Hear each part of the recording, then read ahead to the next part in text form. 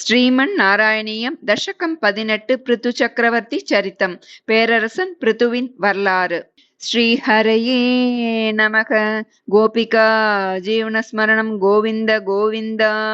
ஜாதஸ்ய த்ருவகுல ஏவ துங்ககீர்த்தேஹே அங்கஸ்ய ವ್ಯಜನಿಸುತಃ ಸವೇನ ನಾಮ ತದ್ದೋಷವ್ಯತಿತಮತಿಃ ಸ ರಾಜವರ್ಯಃ ತ್ವತ್ಪಾದೇ ವಿಹಿತಮನಾವನಂ ಗತೋಭೂತ್ ಪಾಪೋಪೇಕ್ಷಿತಿತಲಪಾಲನಾಯ ವೇನಃ ಪೌರಾದ್ಯೈರುಪನಿಹಿತಃ कठोरवीर्यः सर्वेभ्यो निजबलमेव सम्प्रशंसन् भूचक्रे तव यजनान्ययं यरौत्सीत् सम्प्राप्ते हितकथनाय तापसौगे मत्तोऽन्यो भुवनपतिर्न कश्चनेति त्वन्निन्दावचनपरो मुनीश्वरैस्तैः शापाग्नौ शलभदशामणायिवेनः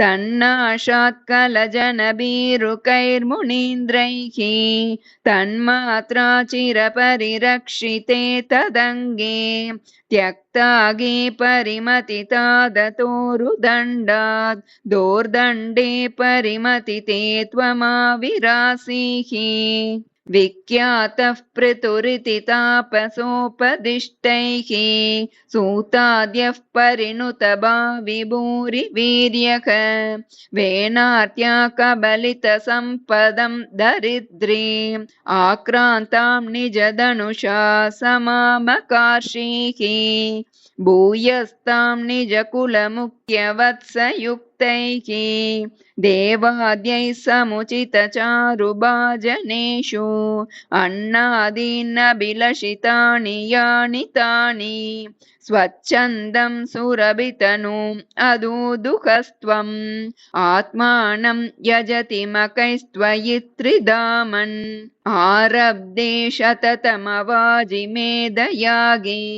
स्पर्धालुशतमकयेत्यनीचवेषः कृत्वाश्वं तव तनयात् पराजितोऽभूत् देवेन्द्रं मुहुरिति वाजिनं हरन्तं वह्नौ तं मुनिवरमण्डले जुहूषौ रुन्दानि कमलभवे क्रतो समाप्तौ साक्षात् त्वं मधुरिपुमैक्षता स्वयं स्वम् तद्दत्तं वरमुपलभ्य भक्तिमेकां गङ्गान्धे विहितपदः कदापि देव सत्रस्तं मुनिनिवकं हितानि संशन् ऐक्षिष्टासनकमुखान् मुनीन् पुरस्तात् विज्ञानं सनकमुखोदितं ददानः स्वात्मानं स्वयमगमो वनान्तसेवी तत्तादृक्पृथुवपुरीश